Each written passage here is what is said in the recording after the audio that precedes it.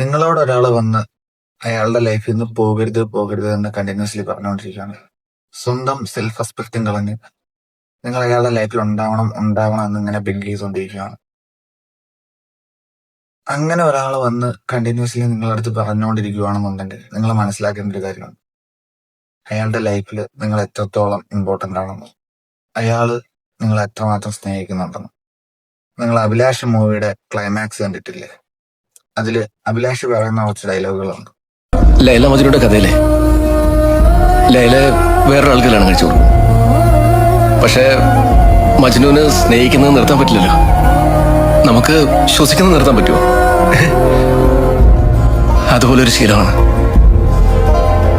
എനിക്ക് നിന്നോടുള്ള ഇഷ്ടവും ഷെറിന്. അമീറിന്റെ അന്ന് അറിഞ്ഞിട്ടും ഒരിക്കലും കിട്ടില്ലെന്ന് അറിഞ്ഞിട്ടും ഞാൻ നിന്നെ സ്നേഹിക്കുമായിരുന്നു ഷെറിനെ. കാരണം എനിക്കത് ശീലമായിപ്പോയി. എനിക്ക് നിന്നെ ഇഷ്ടമാണ് ഷെറിനെ.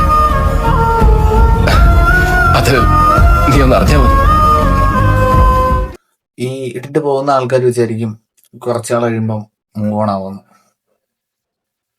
അവർ പുതിയൊരു ലൈഫ് സ്റ്റാർട്ട് ചെയ്യുമെന്ന് വിചാരിക്കും. പക്ഷെ ചിലർ ആവത്തില്ല, അവരിയ്ക്കും ലൈഫ് ലോങ് അവരങ്ങനെ അങ്ങ് ഇരിക്കും. മൂവ് ഓൺ ആവാൻ അവസരം ഇല്ലാനിട്ടോ പറ്റാത്തതുകൊണ്ടൊന്നും ആയിരിക്കത്തില്ല, അവർക്ക് അതിന് താല്പര്യം കാണത്തില്ല.